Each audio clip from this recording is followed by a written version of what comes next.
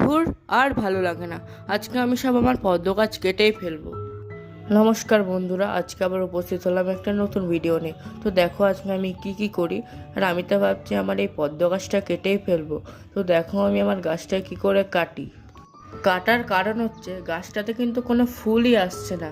আর আমি এই গামলাটাতে অনেক দিন ধরে কাদা ভিজিয়ে রেখেছি। এইটা থেকে আমি পদ্ম লাগাবো। তোমরা কি ভিডিও চাও? আমাকে তাহলে কমেন্টে বলো। এই দেখো আমি কিন্তু কাঁচি নিয়ে হাজির হয়ে গেছি। এইবারই আমি গাছটাকে কেটে ফেলবো। চলো তাহলে কাটা যাক। আরে না না বন্ধুরা, আমি তো মজা করছিলাম। আমি শুধু আমার কিছু গাছের পাতা কেটে দেব। কারণ আমি ইউটিউবে একটা ভিডিও দেখলাম গাছের পাতা কাটলে নাকি গাছে অনেক তাড়াতাড়ি কুড়ি চলে আসে। তো আমি এই পাতাগুলো আজকে কেটে দেব। তো দেখো, ফার্স্টে কিন্তু আমি এই পাতাটা কেটে নিচ্ছি। তার কারণ এই পাতাটার অবস্থাই সবচেয়ে খারাপ হয়ে আছে। দেখতেই পাচ্ছ একটু বেঁকিয়ে গেছে। বেশি খারাপ হয়নি, তার কারণ এটা নতুন বেরিয়েছে পাতাটা। এবার আমি এই পাতাগুলো কাটবো। তো দেখো আমি পাতাগুলো কি করে কাটি। আর পাতাগুলো কিন্তু একটু সাবধানে কাটতে হবে। তার কারণ পদ্ম গাছে একসঙ্গে এক জায়গায় অনেক পাতা হয়ে থাকে। তো তুমি ধরো এই পাতাটা কাটছো, কাটতে কাটতে কিন্তু সাইডের পাতাগুলো কেটে যেতে পারে। তো একটু সাবধানে কাজ করতে হবে।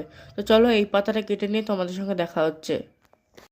আবার পাতা কাটলে কিন্তু সাদা সাদা আঠার মতো পদার্থও বেরায়, কিন্তু সেটাতে গাছের কোনো ক্ষতি হয় না।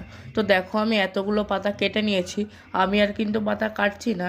আর এরিয়াল লিফগুলো তো আমি কাটবোই না যতদিন না নষ্ট হচ্ছে।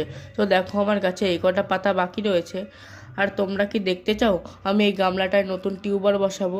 যদি দেখতে চাও তাহলে আমাকে নিশ্চয়ই কমেন্ট করে বলো।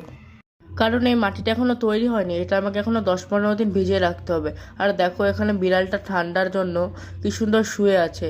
আর এইটা কি গাছ তোমরা নিশ্চয়ই আমাকে কমেন্টে বলো। তোমাদের সুবিধার জন্য আমি কিন্তু গাছের ফুলটাও দেখিয়ে দিলাম। আর এটা কি কালার দেখতেই পাচ্ছ। তো বাই বাই বন্ধুরা, নতুন ভিডিওতে দেখা হবে আবার। বাই।